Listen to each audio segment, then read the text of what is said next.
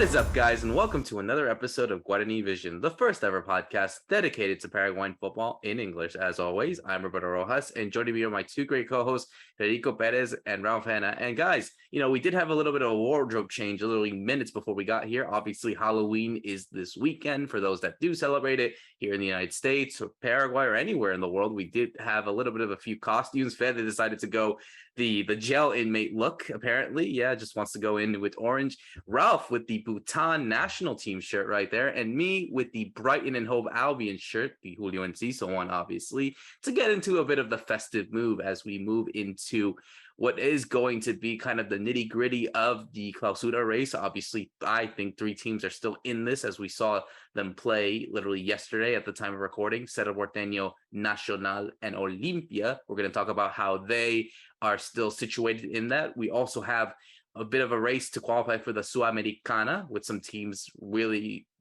trying to get some points to go and qualify. And the Copa Paraguay final is set. We have two teams that will be playing for a Copa Paraguay medal. Obviously, a team that we're familiar of and a team that is fighting for a bit more. We're going to talk about who's that. Also, a little bit of a mention to some Paraguayans who are doing well abroad. We have Miguel Almiron going again against Newcastle for Newcastle against Tottenham in the weekend. Oscar Romero winning the Argentine league in the most dramatic fashion, winning it with Boca Juniors. So congrats to both Miggy and Oscar Romero. Gustavo Gomez is about a game or so more from winning another Brasileirão. He is the top goal scorer for a defender, I think, in right around there, breaking the records for the most goals by a defender in Palmeiras history. So we have that. Looking at some other stuff here, obviously, we have some MLS Cup playoffs really getting into the nitty gritty of that. And we have some games in the conference final with one Paraguayan playing at Austin FC. So Rodriguez is still capable of or eligible to win a medal over there in the United States with the games on this weekend. But it's let's go into the nitty gritty of what's going on in the Paraguayan League. Let's go to our fellow co-host in Fede Perez. I mean, here we are, obviously, into another tight race. Obviously, I think what we see and what we saw is kind of what we predicted. Another tight race between three teams, and it's almost as if it's kind of like a chess game, really, between these three sides to see who's the first one that blinks first to lose traction to go into the league title. At least as of Nacional and Olimpia, it doesn't look like they're going to let go of anything, Roberto. I mean, they're on a run, they're on the streak, and they're just looking amazing. Not just getting the results, but really playing well, these two teams. I don't know if Cerro is playing that well. I was watching their game last night. I was at the stadium, I was at the venue, and yeah, you could feel that Cerro Porteño's fans are not really with this team as of right now after losing a couple of big teams. They don't depend on themselves as Nacional does, as Olimpia do also, because they have to face each other on that last game of the tournament, which is looking just like the big final of this Clausura as of right now, just because of what Olimpia and Nacional are doing. It was a crazy week here. I had a lot of personal stuff going on, so my head was all over the place. And we had a lot of football going on also because we had midweek games. This is I believe the last time we're going to have games midweek, and we had rain. We had a huge storm right before the games. Some of them were about to be played, so they had to be postponed. They were played in the morning in midweek, which was really weird to have here.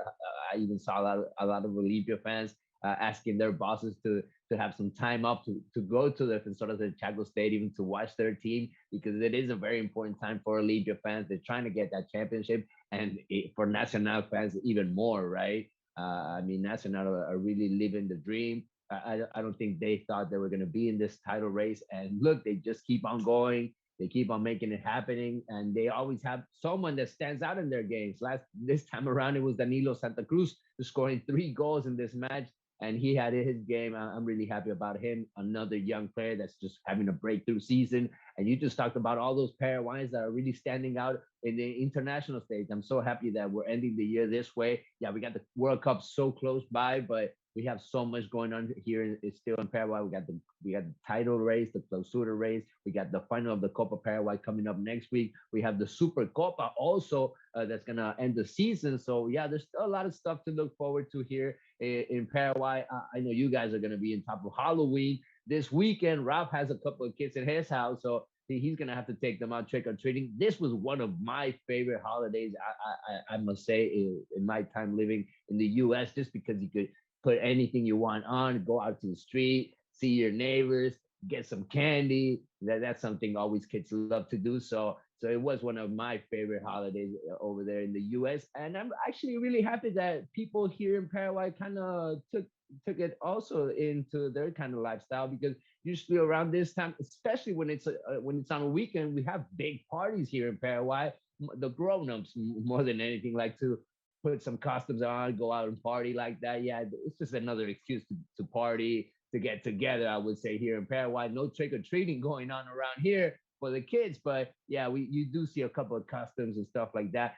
People, they take in these kind of holidays when they like them. They make them their own. Also, they've done that here in Paraguay these last couple of years. But we got football to talk about. We got so much going on here in Paraguay, and I'm really happy to be back, Roberto, with you and Ralph this time around. Maria is going to be back probably for our next episode. I saw her last time around.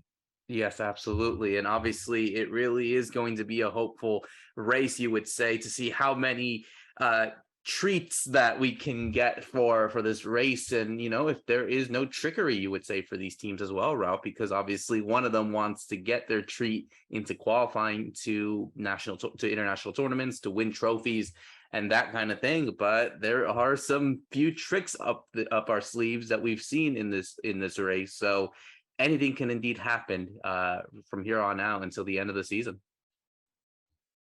Yeah, that's right. I mean, it's really hotting up with just 3 games left now. Wow, just 3 games left, and with all the 3 teams winning this week, I think that really plays into Nacional's hands, because they're the ones with the points in the bag. So as there's less games, there's less chances that they could slip up, right?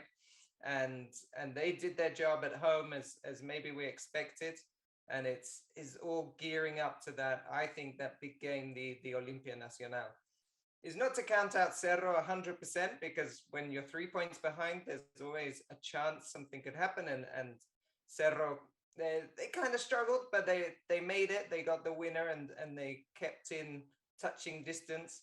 But I think we're seeing a really good race between these 2 teams, Nacional and Olimpia, that we didn't really expect, I think, at the very beginning of the season. We'll have to go back to our predictions, but I certainly didn't expect Libertad to not be in the picture at all. So I'm sure I had them higher up, and I definitely didn't have Nacional based on the way they've been playing. So we got a great race between 2 teams that are exciting, because you weren't expecting them to still be there at this stage. Yeah, absolutely. And we'll go straight into that, as we saw some games happening this week between Nacional playing Guarani, a 3-0 thrashing for them, thanks to a hat trick, you would say, from Danilo Santa Cruz, a young player that is indeed, like Fede is saying, kind of breaking out finally after, a few spells here and there, dry spells, you would say, coming from Libertad, and now coming in and finding his feet at Club Nacional. Olimpia playing this game against Resistencia, a 6-1 thrashing that had to be played at 9 a.m. due to a rainstorm that kind of postponed the game from Wednesday night to Thursday morning. Really, really dominant performance by Julio Cáceres' side, defeating Resistencia 6-1. And of course, Cerro Porteño leaving it right at the death again, in trying to make it difficult.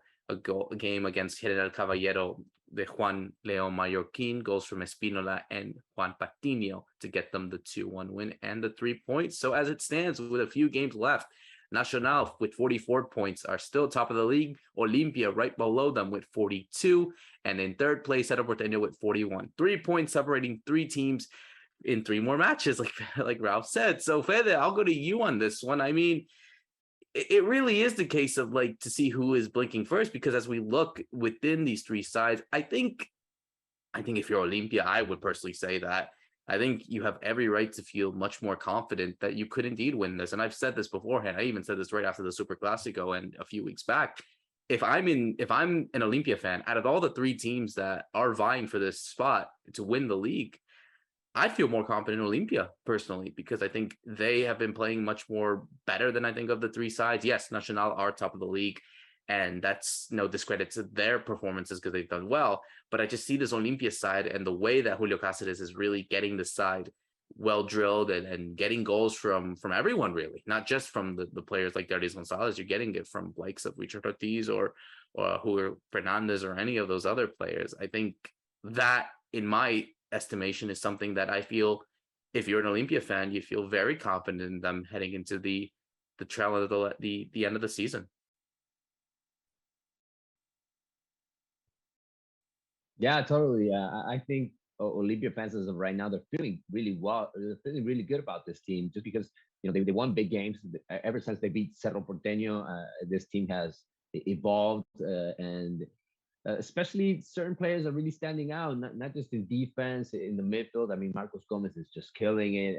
They lost Richard Ortiz a couple of weeks ago. They haven't needed him that much. They just needed him to come in and be the star of the team, just making a couple of important goals as a sub. And he's taken that role, but, Olipe has found solutions along the way so far. And even players that were on the second, third role, maybe on the team, like Hugo Fernandez a couple of games ago, are now also having game time and are being important in these games. And I believe Olive has the big star of the tournament, which is Derlis Gonzalez. I think Derlis has been the best player that I've seen in this Clausura. He's stand out. He's won a couple of games just by himself, just doing the work.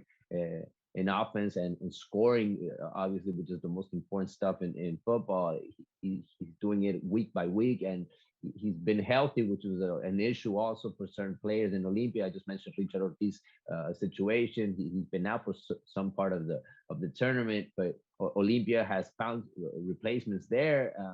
Marcos Gomez, I want to stand him out again because I think he was probably the best player out there against Resistencia. And what a game this was. I thought Resistencia was going to put it a bit harder for Olimpia, and Olimpia just pretty much didn't even sweat it out there. I mean, even Julio Cáceres had the opportunity in the second half. I'm going to put in new players in.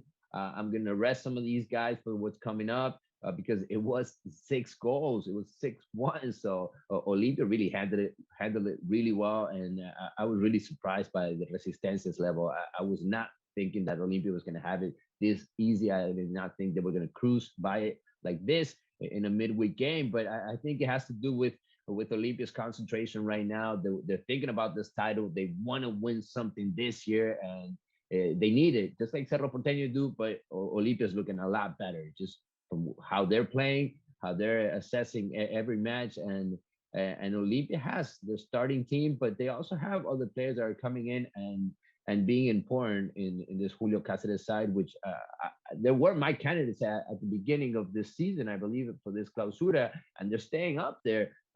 Nacional was my candidate for the Apertura. They were one of my surprises that they came in a little late. They're coming in for this Clausura with Pedro Sarabia, but yeah, Olimpia has the fans by their side. They're going to play that last game in their stadium, probably against Nacional. So that might be an advantage. Also, if they come into that match as of right now with Nacional having the advantage, Olimpia is going to need to beat them at their ground to be champions. And oh my God, imagine if Nacional beats them or gets that result in front of Olympia's fans and ends up winning that title. I mean, it's just, I'm already picturing that situation, what could happen in that last game. But Olympia has to keep this rhythm. They have to keep playing the way they've done it lately. I think they went back to being that top defense ever since Olveda came back to the goalkeeping position. It's really hard to score on them. And from midfield on, this team is looking hot, Rob. I mean, they scored 6 goals this week. I mean, I think they're really hitting their roof right now. I mean, I think they're on top level. I mean, this is probably the best they've played all year. Yeah, they're coming right at the right time. They've hit this level like you talked about, and the 6-1 against Resistencia, they actually did that last year, I remember as well. But that was a different game because that was kind of end of the season, and Resistencia didn't have too much to be playing for at that moment. Yesterday, Resistencia is still in the Sudamericana race, which we'll talk about later. So it was a surprise to see them kind of capitulate as they did. And I think all the players you've mentioned is exactly who I'm seeing as the star performers. I mean, the Richard Ortiz kind of cameos from the bench and scoring 3 games in a row. That's not what he's there to do, but wow, he's doing it, and it's really helping the team, and I think it's really helping with some of that momentum and motivation. And then just to point on Julio César Cáceres on the defense, I think what he did very well is at the beginning of the year, he had 4 defenders, right? He had Antolin, Saul Salcedo, he had Zarate, and he had this Mateo Gamarra, who was the newer of the 4. And over time, I think he realized Antolin Alcaraz, his time has come. He's very old now. He was struggling to play at this level. And so he tried Zarate. Zarate was okay, but Zarate he's prone to mistakes and to red cards, yellow cards. So then he moved Gamarra he was playing him left back, he moved him into center back so he could have Saul Salcedo and Mateo Gamarra, the right-footed, left-footed center backs. And that started to work. And now he's kept with that. And that's, I think, what he's done really well between, let's say, over the 6-7 months of this year, that he's managed to find that defense. And he's actually got rid of Otálvaro. Otálvaro played yesterday because of, I think, a suspension to Salazar. But I think he realized that Otálvaro's attacking fullback kind of style didn't work with what he was trying to build. So he found himself more and more on the bench, and that's worked out really well for him. But just a point on Nacional, right? Because Nacional are still first, and they're still winning games, not conceding. They won 3-0 against Guarani. And I think Fede mentioned it in the intro, but I wanted to talk more about Danilo Santa Cruz, because this is actually his best season ever in terms of goal scoring. I think he's now reached 10 goals in the calendar year. And he was a player that at the 2015 Sudamericano with the under-20s, he was the captain of Paraguay in that squad. He was actually one of the big hopes. And we're talking about a team that had Alderete, Jesus Medina, Sergio Diaz, Tony Sanabria, some really big players who are now currently Saul Salcedo, who we just mentioned, some really big players who have gone on to Europe, and he was the captain. So there was a big promise around him. For whatever reason, it never kind of flourished as much as we thought. And he had a couple of serious injuries, Ralph. He had a couple of serious injuries. Yeah, I was going to say one of the points being the injuries, and also early on, I think it was hard to find his right position. Like, was he going to play a bit higher up? Was he going to be a bit more defensive? And now he's found that position, and he's scoring goals. I mean, 2 were penalties, sure, but he's finding the net regularly.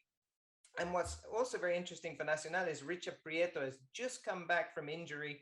I think he got injured around August. He's back in the team now, and that really helps Nacional for these last few games as well, because they have some options around Bruera, who's the main goal scorer. They have people like Prieto, Arrua, Santa Cruz, as we just mentioned. So there's a few ways they can try and find goals, which is what they'll need to do in these last 2 of the last 3 games, and then they can go into the Olympia game and try and draw 0-0 and win the championship. And I think it's obviously going to be a case of like what really is to expect. And, guys, with 3 games left, I mean, I'll go to Fede on this one. I mean, out of all the teams that you would feel at this moment, I mean, you could probably change in the next few weeks, but I'm putting the spot onto you, man. If you're a fan of one of these teams, where would you feel more confident in winning this league title? That's a really hard one, especially because they have to face each other on that last game. And I think it's all going to come down to those 90 minutes, really, because I do see them winning these next 2 games that they have right before facing each other.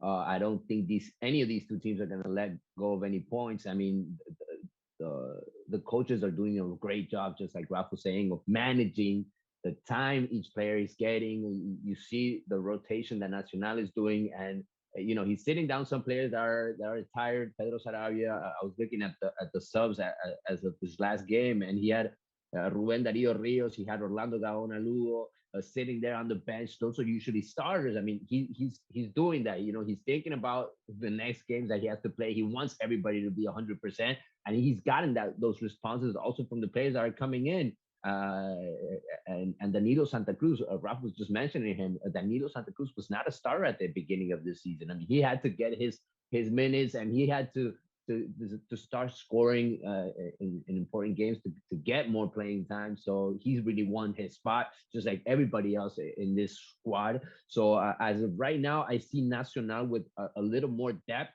than Olimpia, maybe in the bench, just because of the way they're using their players. But Olimpia has the quality. Olympia has players that have done it before. That they've been champions. They know how to handle these kind of games, and I really see that Olympia is really after this title. I don't know if Nacional is going to be able to take that atmosphere in that last game and going to be able to beat them in their ground. I think that's going to be just a challenge, a big challenge for a team like Nacional. If they do that, obviously they're gonna deserve the title. But as of right now, I'm staying with my candidate, Roberto. I'm putting my chips on this Olympia, especially after a 6-1 win, a convincing win from Olympia. I'm putting my chips in Olympia a little bit more, especially because they have to play what? They have to play 12 Octubre now.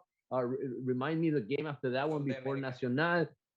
Sol de America. Sol de America is not playing for much as of right now. They only got Sudamericana pretty much as their goal ending the season. So I think Olympia has it right there. 3 more matches and they could end the year lifting that trophy in front of their fans in their stadium. It looks really well for Julio Casas with all the limitations that he had this year. I mean, let's remind everybody how this season started with players partying around, with players being sanctioned. They weren't able to bring players in. They still have the money issue. They're still playing. They're still paying lawsuits to FIFA. They're still paying players that used to play in Olympia that are reclaiming money from Olympia pretty much every week. A new lawsuit comes around. With all that, Olympia is having a great season. They did it in Libertadores, and now they're doing it in this Clausura. So props to them. I would love to see them winning a title. I think Julio Casas kind of deserves it. It would be his second title. He got the Copa Paraguay last year around, and it would be a good title to end this year with all the limitations.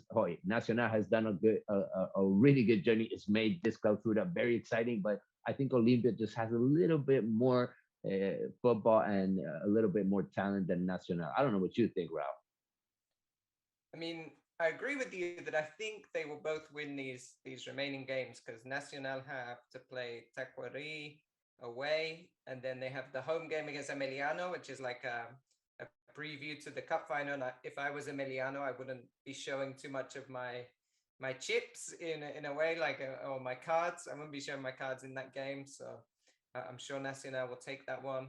And I think Olympia as well. That at home they're so strong. The game against Sol de America, there's a couple of players in there, Roberto Rojas and Santiago Salcedo, that might have a word in there, but I don't think they'd have enough as a team. So I can see both teams winning, and it comes down to that last game. And then it's a good question because I see Fede's point, but you also think if you had to choose one manager that needed to get you a 0-0 draw to win the title, you probably pick Pedro Sarabia because he's a very well defensive manager. It'd be him or Tradio Duarte, Guarani probably I would pick because they're very organized. He's naturally good at defending, but then I do see it's going to be a packed house. Olympia, there's going to be so many fans there. Yeah, it's a hard one. I think because of the history that Olympia has of winning titles, and especially looking at some of that team, there's a lot of experience because to Fede's point, they haven't been able to sign players, so they're using a lot of players that have been there a long time. Ivan Torres, Richard Ortiz, Delis Gonzalez. So you kind of feel, I think, with that will give them just a push to win the title. And unfortunately for Cerro fans, we're not even mentioning Cerro, but remember they've got Libertad this week. That's their next game, so that's looking very difficult for them to where they make up those 3 points. But I think Olympia can do it. It's a tough one to decide. Again, like we've always have seen week in, week out, it's almost as if there's always something out there that wants to change, that wants to tell us, hey, no, this team can do it or this team could do it, but we can't decide. It's so difficult. So we're gonna have to wait and see what happens from the next few games that will decide this Clausura race. And switching gears now to another race happening in the Clausura, we have to talk about some teams that are qualifying for the Sudamericana because there is a race between that. Right now, at the time of recording, Guarani with 52 points, who are playing the Copa Paraguay final, which in that is also a qualification spot for the Copa Sudamericana. To qualify for the Copa Sudamericana. Resistencia right there in sixth place with 48. Guarania in seventh with 47. But right below them, Tacuarembó with 47 points. Sudamérica with 45, and General Caballero de Juan León Mallorquín with 44. So, Fede, I mean, all this talk about the race, and not even to mention the relegation race between 12 de Octubre and Sportivo Almeriano, who they themselves are fighting for. You look at these races right now going for Sudamericana. I mean, it's going down to the wire just as it is for the Clausura race. Yeah, it is pretty tight right there, and you don't know what could happen to those teams, especially because of the games that they have up ahead. So I think anything can happen. I mean, Guarani, they haven't really deserved to play the Sudamericana just because of the level they showed all year around and the results they get. But yeah, we don't have that many teams in first division, so we've had that situation these last couple of years. Ever since Paraguay got more spots in the Sudamericana, you have 12 teams and you have 8 pretty much that all go to international stage the next year around. So you end the year having that feeling that, hey, have some of these teams really done enough to deserve that spot or not? But it does just come up to the points and how much they make it in the year and what it needs to in there. Tacuari also they played some well matches, but they haven't gotten themselves enough points. So the America, yeah, those are teams that they've been unstable all year around. I don't really know what to expect of them. Guarani has played all year with a lot of young players. You don't know what's going to happen with their coach next year around. He's not doing well with the team, and his relationship with the president is not well right now. So you don't know what to expect with these teams as of the project, right? As of the totally different to other teams like Guaidenia. You know what they're gonna play for. You know what they're expecting. And some of these teams, they want to do it again. Guaidenia had a good Sudamericana this year in 2022. They want to get the chance in 2023.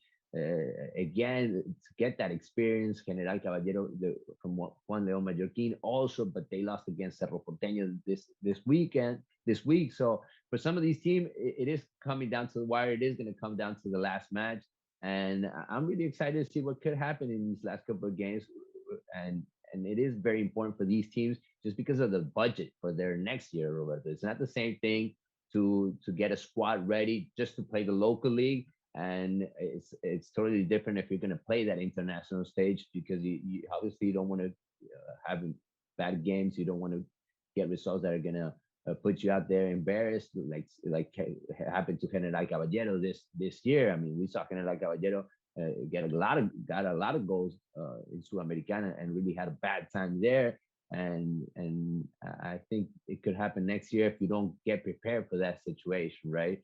And the big question mark as of right now is on Ameliano, because they could get relegated and they have to play the final of the Copa Paraguay against Nacional. So mixed emotions there, really, with a team that could end the year playing Sudamericana in 2023, winning a championship, which would be their first championship, which would be their first title as a first division team, winning a Copa Paraguay. But as of right now, their situation is try to win a game in the Clausura, because they just lost by 4 goals against 12 de Octubre in an important match. And Ameliano is not looking that well as of right now. I mean, you don't know what you're going to see from this team. Are you going to get the performances that you're seeing in Copa Paraguay, or are you going to get this team that is not showing enough to stay in first division? I mean, it is going to be a weird final of Copa Paraguay, because we have 2 teams that are not that popular, and it's going to be played also in Encarnacion, a totally new venue, which is going to show us a new stadium also here in Paraguay.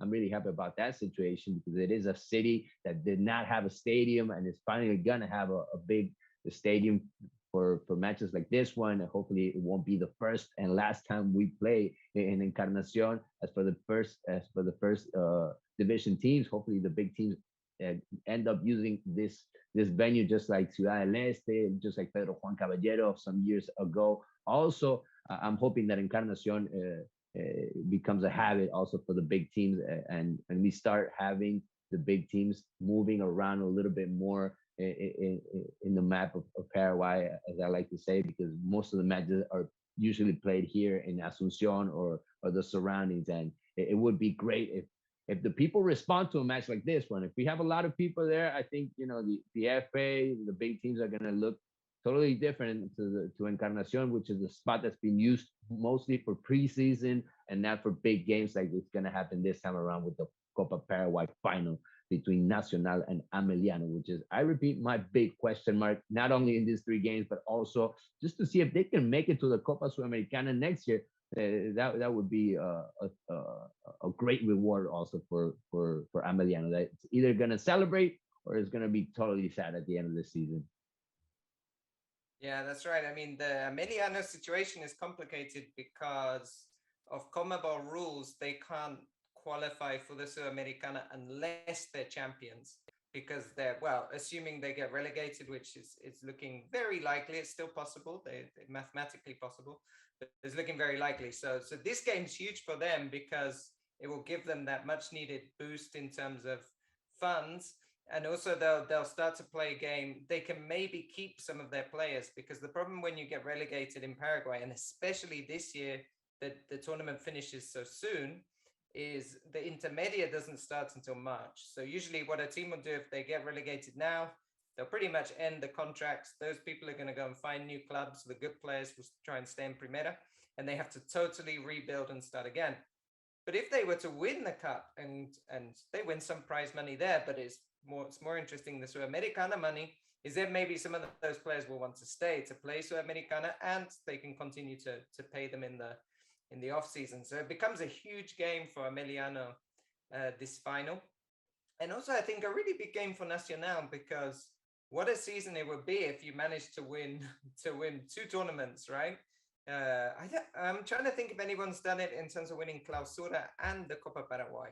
I don't think so. I think you've had Libertad maybe have won the Apertura and the Copa Paraguay, but not Clausura and Copa Paraguay. So that would be, the first true double we've seen in Paraguay, which is pretty cool for Nacional. And about Encarnacion, I mean, maybe to explain a little bit to the non-Paraguayans watching, it's actually where Maria is from. It's where Maria was born. Encarnacion. It's one of the more prosperous cities in Paraguay in terms of economically. It's doing very well. It's more like a holiday tourist destination for lots of Paraguayans that like to go there. But it's never had a Primera team, so it's never had a need for this kind of big stadium. And actually, a lot of people go to Crucero del Norte in Argentina, which is just across the border near Posadas. That's probably the biggest team near Encarnacion because it's much closer than Asuncion. So I think there's 2 things happening. One is, like Fede says, hopefully some teams will start touring and using the stadium, as we've seen some games in Ciudad del Este we often see. But also it's the chance for the Liga Encarnacena to really put some money into a team that can become like a Guaireña and win interligas and get into the professional football, and then they will have a representative from there. Because what Guaireña have done for the town of Villarrica is huge as well, because they're now really a fixture there, and you see the attendances at that game when Guaireña play at home is often much better than teams in Asuncion outside of the big teams. So it would be great. I think that's the long-term plan, is to get a professional team and get them playing in there, which would be very cool. But yeah, I don't know if we need to predict the Copa Paraguay as well, Roberto? I mean, you already mentioned it. We might as well put it right on the spot. Now that you mentioned it, let's give the honors to you. Who do you feel as if though will win this Copa Paraguay for 2022? So I think Nacional can do it. I think Nacional will do it. I think that they're a stronger team on paper. I think what we'll see in the game, I'm expecting is more of a freer game than you might see in a league match, because I think Ameliano's strength has been when they can score goals. If they try and defend the game and try and win 1-0, that's just doesn't work for Ameliano, because they concede very often. Their strength has been if they can find somehow two goals in a game and win a game 2-1. So it's going to be, I think, quite open, quite a fun game. But I think Nacional have more strength on paper, and they're going to go for this, because they're not going to assume that they can win the league. So it's not like they would field a B team in this match or something. They're going all out to win this as well. So I think we'll see a Nacional victory. Fede, what do you think? I'm with Ralph on this one. I mean, they showed it on that semifinal, right? Wherein Pedro Sarabia could have changed it around, put more subs in, and he did not do that. He put most of the starters, and he was able to get around Guarani. It wasn't easy for them, but they were able to get around a traditional team. So I think that was probably the big game before this final, and they've really shown that they're really together as of right now as a group, and they really deserve a title, even more than Ameliano. I mean, Ameliano has a good coach for Pompido. It's going to be his second final. He was last year around playing the final of the Copa Paraguay against Olimpia, but managing Sol de America back then. Now he's with Ameliano, and Ameliano might get there to the final Copa Paraguay already relegated, right? Or at least with their head thinking that, well, hey, we're about to leave the first division.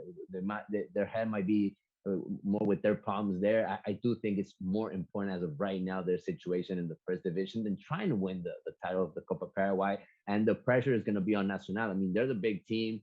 They're going to have the ball. They're going to have to be the team that takes the lead in this team, in this kind of game. But we do have penalty shootouts in Copa Paraguay, and that happens a lot in Copa Paraguay because you have these open matches. You have a lot of spaces to play around. Most of the teams try to attack each other. That's usually the big difference between Copa Paraguay and what we see in the local tournament, where some teams are usually happy if they get a point against the big teams. You don't see that in Copa Paraguay. They go all out. And that kind of gives us thrilling matches, good matches. And I think it is going to be that kind of final also in the Copa Paraguay. But yeah, I do think that Nacional has a lot more. And I think they have the pressure of even winning the final just because of who they're going up against. So I'm with Rafa on this one. I think Nacional is going to do it, but we might even see penalties in the final of Copa Paraguay. Yeah, it's going to be really interesting to see what happens. I think both sides are going for it, one going for history and one trying to redeem themselves back into their kind of glory years, you would say, in Nacional and Sportivo Ameliano. So I'm going to have to agree with all of you and say Nacional will win this. But it will be tight. It will be tight. I'm sure Ameliano are not any slouches to this, and they definitely won't be just there to enjoy the moment or anything. No, they want to go and win it. And I think that's kind of the mentality that they've had during this entire campaign, and I think that will stay put for this final. So I'm going to say Nacional win it, but it won't be difficult. It won't be that easy for them to do it. So we'll definitely wait and see. It's going to be a really good final. I cannot wait for it as we close gears to another great episode of Guarani Vision. For myself, Roberto Rojas, Fede Perez, and Ralph Hannah, thank you so much for listening in. See you soon.